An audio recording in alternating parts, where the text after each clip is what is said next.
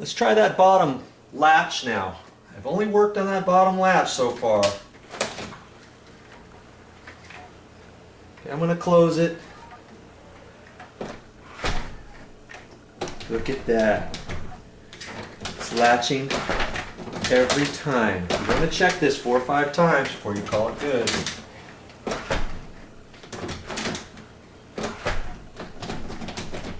Okay, that's holding good. Got that one fixed. Am I done with that bottom one? Well, let me give you one more thing I do before I call the bottom one good.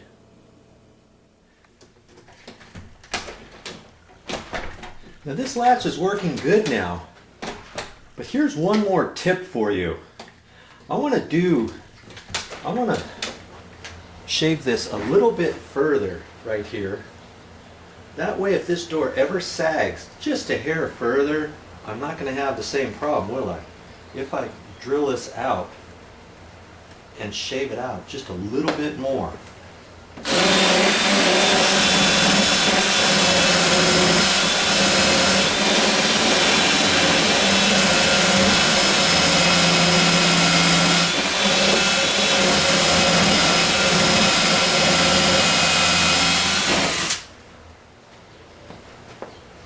Bottom of this, I'm now hitting the wood that's back on the back side of this strike plate. Well, that's okay. I've got my reamer bit out. I just want to kind of glaze over that wood too to get that a little bit lower so you can get this little edge down a little further.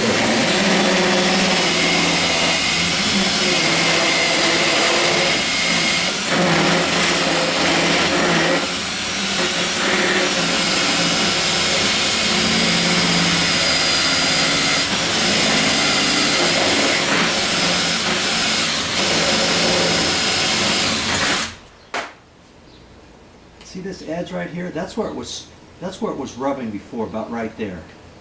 See how much I've reamed down? Now see, here's the screw that's holding the strike plate on. And see, I can't go down much further than that. See this little curly Q right there?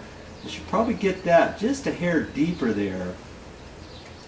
And working that just a little bit more right in there so I can kind of get that down a little bit.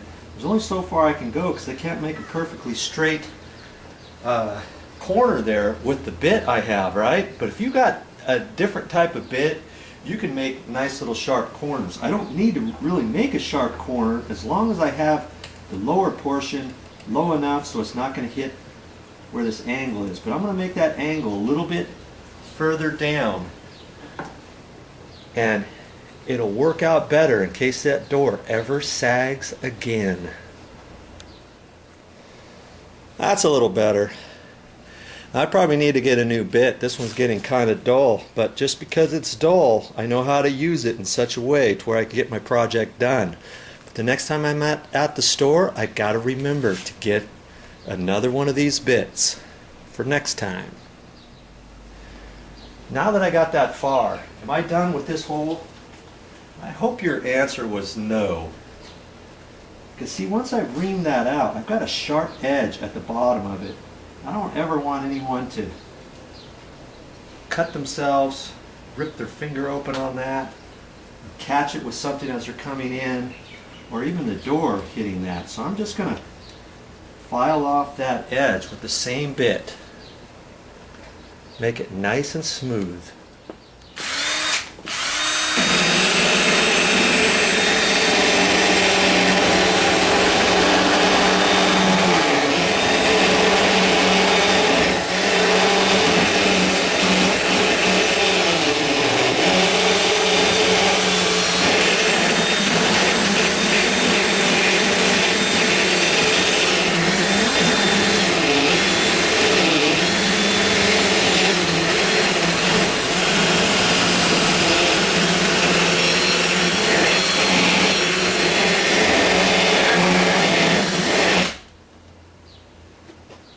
That's more like it.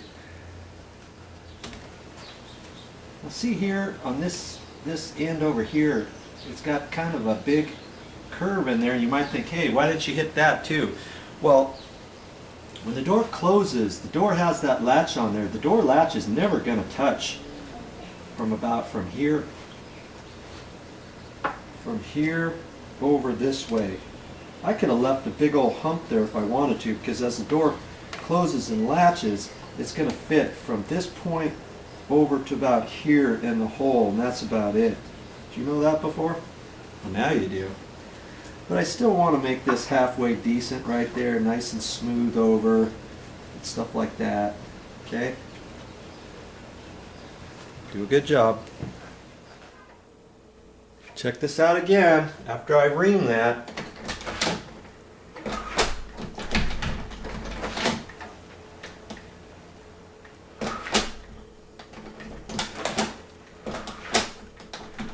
Okay. Let's work on this deadbolt now.